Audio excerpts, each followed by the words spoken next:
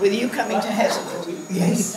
How these children came, the beginning of the story is the bit you have gone missing. Because there we were, can you hear me all right? Because my voice is not very strong. In this beautiful place in Devon, life glorious, everything easy, except we were running a hotel. And this war was raging so close to us, and we kept feeling so bad. We thought, what can we do? What can we do?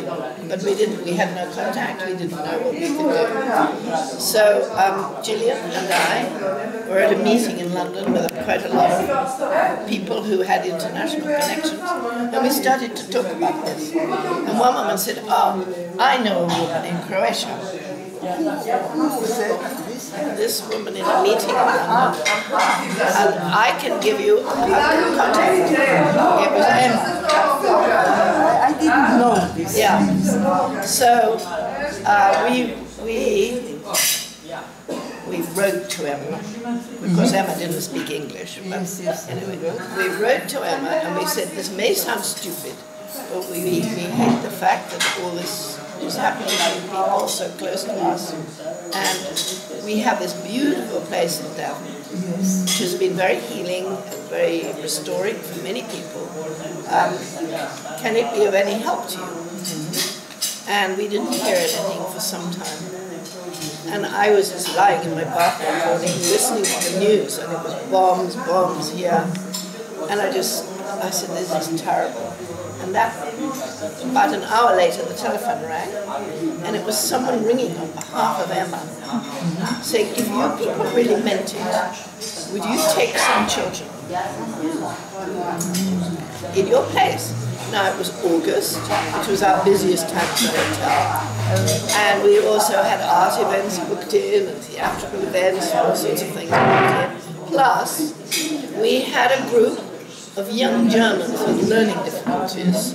How many of them? 29. 29 booked in to come for a special holiday with us. But Gillian, who was an extraordinary woman, said, "Doesn't matter, we say yes." So We had 2 weeks to get ready for it. 2 weeks. 2 weeks.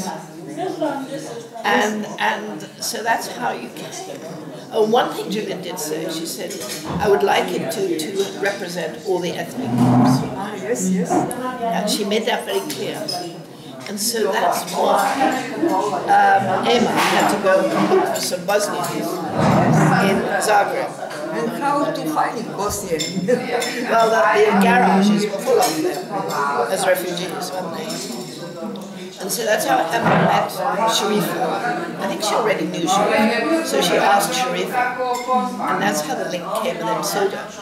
And the extraordinary thing was they both had this mystical understanding from different sources but the same message, that women must do something, women must come together to help stop this war.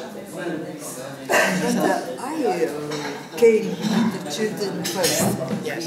And soon after, when we had a conference in Samobor, after Sharifa was a good link connector. So she connected it all up. And so the children came.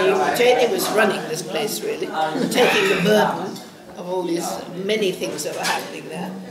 We found bunk beds, we made bedrooms into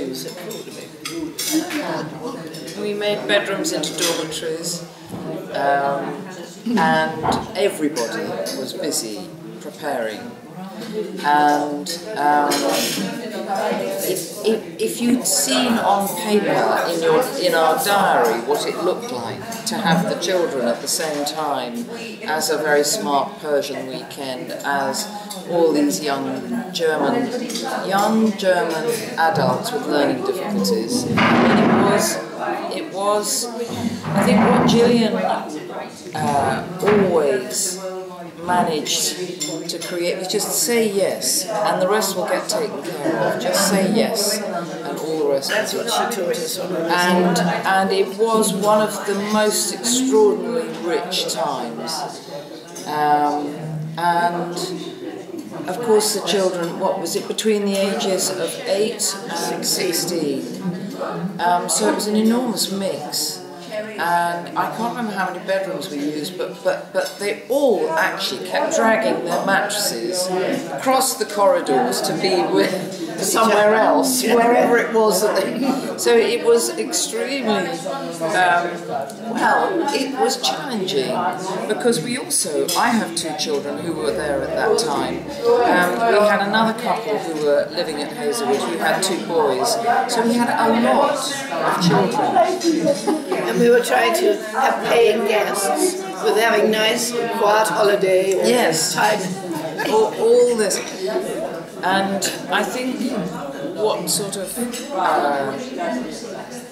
sums it up in a way, because the children, it's a deep river valley at Hazelwood, and so the house sits on the banks of this valley, so that they ran down that hill. We have pictures of them running down that hill, and we had an old swing on a rope, and just the sense of green and freedom and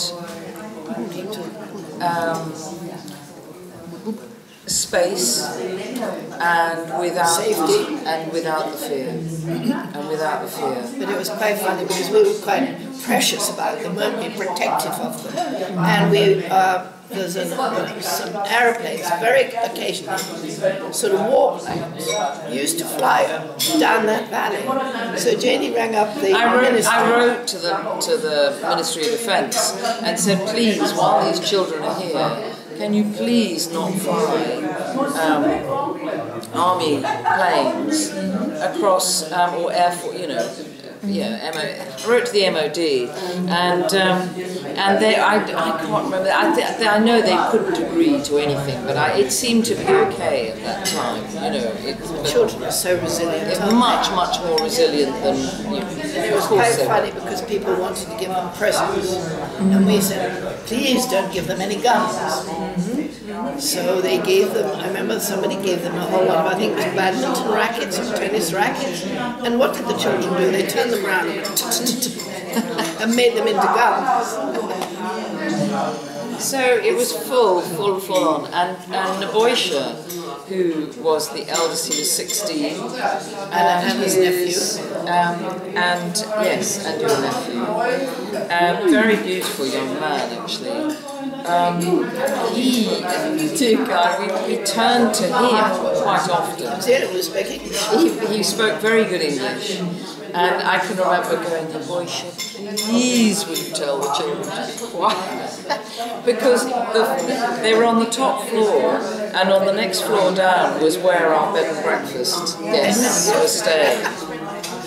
And the house had it was a private house originally. No soundproofing. Yes. Yes, and the mattresses being hauled across. And then, another very beautiful event. This well-known choreographer, a great friend of ours, Royston, was bringing these dancers from Germany, and young Germans, and it was a holiday for them. He worked with them a lot, and it was a holiday. However, they were having what do you call it? They were doing not rehearsals, but they were dancing in our chapel. We have a big old empty chapel. And he was, playing with them and doing dance and things. And one of us asked Royston, could anybody join that? Can anyone come and dance with these children, with these the young Germans? And he said, yeah, of course, it's fine. So rather nervously, our group of children joined in. And Royston has this amazing ability. He works with in situations of conflict all over the world. So he's very used to having disparate groups together. And so we filmed all of this, and the children were very nervous because the young adults were so warm. You know how people who have mental challenge are very open. They're very, very open, very warm, a little strange looking sometimes. However, because Royston played these games of, you have pieces of newspaper, and when the music stops, you have to get on a piece of newspaper. Well, gradually the newspapers get less and less. So by the end, you've got masses of people to try and get on one piece of paper. It meant everybody had to hug and to touch and to hold, and by then everything had integrated. And then he did this beautiful, beautiful piece where you're shadowing, and you have a partner and you shadow the hands of another.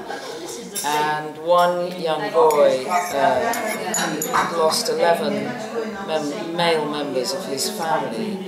I was filming him with one of Royston's dancers, and it was the most, because at first he couldn't understand what he was meant to do, and then suddenly you could see everything quieten down, and suddenly he started. And it was like poetry, and it was like a moment, like time stood still. And the dancer with him said afterwards, that child will never know what happened, but he will never forget the feeling. Royston is a magician in that extraordinary way. So we had an incredibly full I think it was demonstrating to us the beauty of the courage of always saying yes. Because there is another plan, and it was the most perfect mix you could have. And into the middle of all this, the night the young Germans arrived, a busload of them, we were having this very smart Persian concert, Persian music, and people were in evening dress and long dresses, and the children we had sent out for a special supper, so they were out of the way. But so in the interval of this concert, the door of the house, the front door, burst open, and all these young Germans came in. Hi, Hans, hi, and oh, you lovely! And these people were standing up, and in the end, it so melted, and then the children came back, and there was this extraordinary mixture of people there together, and the guests who'd come just as guests got so much from it. They were so touched by it. And I think, to me, it was one of the best weeks of my life. Yeah. It was it's so easy. It's so easy to interfere with life. To be practical. Yes. Gillian was always impractical. But how? She said, don't ask how. Just don't ask how. Just do it. Just say yes. Just prepare. And Anna was there, and Anna had a terrible time. And she'd come out of the car. And had months had to real terror, I imagine. And she was in with the 16 children. I mean, that's a lot of children. And she was very tired and she was very shocked. So she used to hide in our kitchen and peel lots of potatoes. Yes. I went. Yes, I understand that. Yes, she went away. So Nebojša ended up being being the chief. I know children from Vukovar. They were from my hotel, and I know these children was very upset, disturbed. Yes. Yeah. And it was a problem. The children from Bosnia was other. They were other. We had Sharifa's very nice little daughter and niece. Yes. They are quite. Okay, well that's interesting. Yes, because but they also haven't suffered what the others had suffered, and I think that what we saw was children becoming children again, because they'd been through all this horror and probably lost some of their joy and their childlikeness, and they just went wild. They went wild. Yes, didn't they? And during this time, in those days we had fax machines, and these long faxes used to arrive. All in Serbo-Croat. All in Serbo-Croat. And the only person we could ask to have them translated was Nebojša, so he spent hours trying to, you know, translate these. And they were from Emma and Emsuda, begging, well, inviting Anabel and Gillian to come and join the first meeting of Women of the World. Yeah, Through Heart to Peace. So it was the inception of Through Heart to Peace. But these faxes kept coming, and we had all this on our hands, and even Gillian was saying, well, my goodness me, how did they think we're going to do that, you know? We're so busy. And anyway, what can we do? How can we help? She said, what can we do? And eventually, about the fourth fax came, we need you. We really need you. So she said, all right. And it was towards September, I think. And the children were just about to go back. And so 5 of us just got in the car and drove to Somerville. And just, Gillian said, well, we'll go once. I can't see what we can do to help them. And of course, here we are 25 years later. Sadly, without Gillian. And that led to... sorry, so you were going to speak. What was the role from Ron? From Ron? He was a man who cared, who wanted to come with us. None of us had roles really, except Gillian, who was a leader. Emma said Ron is the... Ron, who's Ron? He was a man. Yes, I know who you mean. Lovely I know. Man. I think Ron Jarman. Yes. Yes. No, I don't know. He didn't have any particular role as far as we were concerned. I didn't know. Yes. Amen. Can we get maybe some pictures from this time? We have or a film. Video. Stills. We have a film that... Could you send to me? We could try to. Yes, we could. Or you can... Yeah. Yes. You could send the sequel.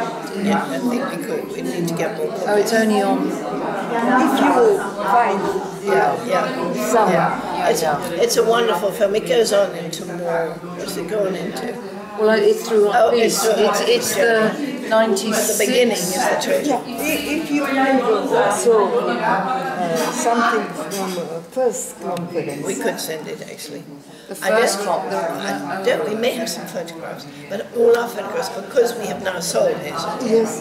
which you remember was a 16-bedroom house and 7 cottages, the packing of Hazelwood and leaving it, and everything went into boxes. Yes. And now they're all stored in boxes. But we will try. We will try. And what is for you this conference? You were on all conferences. All of them. I have been every single year. Then I was 50 something, and now I'm 81. So it's a wonderful part of my life actually. It's a huge part of my life. This initiative, I saw Mostar, I saw Sarajevo, and people from Croatia didn't know what happens. What was happening? And it was dangerous that I explained what I saw. Yes. Really? I mean, I think Through Heart to Peace has always been a very modest, under the radar, Gillian would call it, a very modest, but a very strong movement, mainly because of Emsuda. Yes. And actually Gillian, because Gillian was as determined as Emsuda that it would carry on and go on. And Gillian seemed to naturally understand the complexities of the war. She discerned information incredibly finely, incredibly well, so she could get to the core of problems. So she had this deep, quiet understanding of the subtleties. And she loved Bosnia. And she adored Bosnia. But I think we also, of course, have to mention Sharifa, because without Sharifa we wouldn't have all come together. And without Sharifa we would have understood nothing. Because poor Sharifa was interpreter. One journey we had 134 people with us.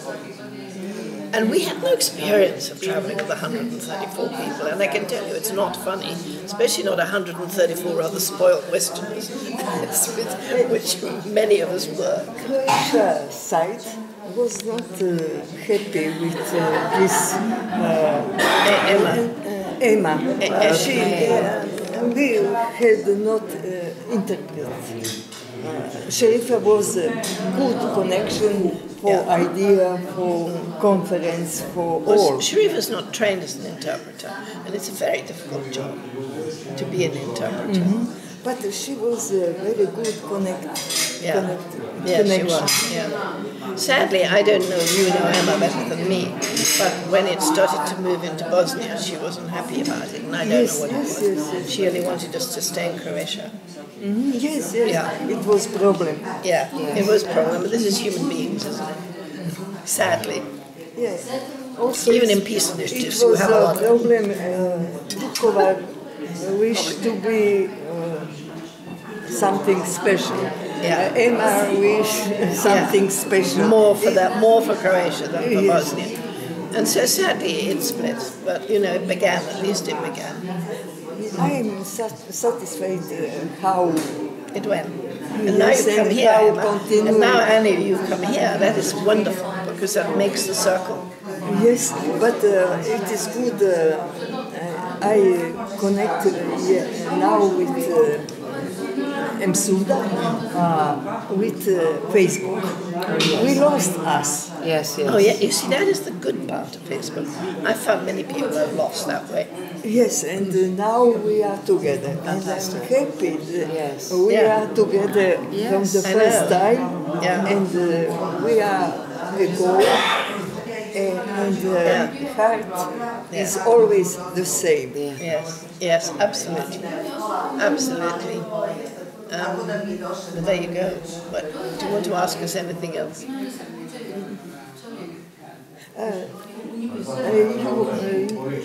When you came from England, you are always in Zagreb and go to visit Samobor.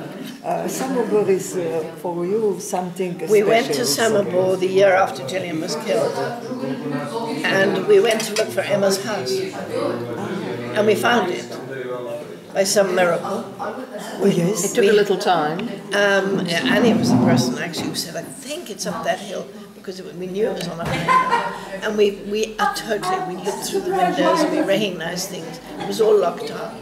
And we didn't know where Emma was. We had no contact with her. But we wanted to leave her a message. We didn't know if she was alive or dead. And we put a loving message on her door, saying we were here and we send you love and we wish you well. But we never know if she got it. Yes. And we went to the school, didn't we? We went to the school where the first meeting was. Yes. Yeah. It was in cinema. First meeting. It was in the school. No, because you recognised it all. Yeah, the second one or third one was in the cinema. We got the message, so this mystical man that gave Msuda messages said if we didn't have over 100 people, because the first meeting in Samobor was sweet, it was beautiful, it was quite small. And we expected a lot of international people there. But Zagreb had been bombed just shortly beforehand. So there weren't many people, and it kind of made us very central. There were 7 of us. And you know, Gillian was saying, I don't know why we're here, what good we can do. And when Msuda stood up and told her story of why she had started this business, she said, oh, that's why we're here. And so we kept on coming. But the second meeting, they didn't have so much organized. They'd had a very hard time. Things were difficult. And they sent us a message saying, don't come, we can't do this peace initiative. It's not going to work. But we had already got in our car. And we were driving across Europe, so we never got this message. And it was snow, and it was cold, it was in January. And we came through the snow, and we arrived, and we had a little meeting just in one room. I don't know where we were, in one room.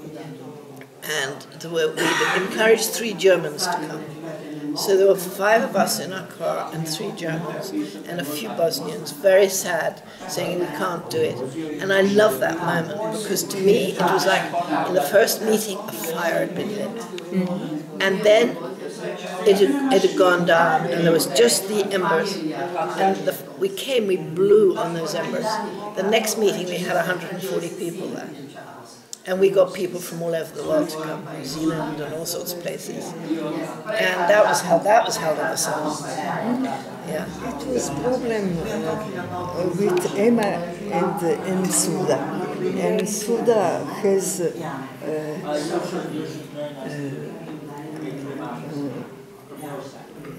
message from the old man. Yeah. Emma have message from the dream. Oh, dream. And it was Emma wanted her message to be is better.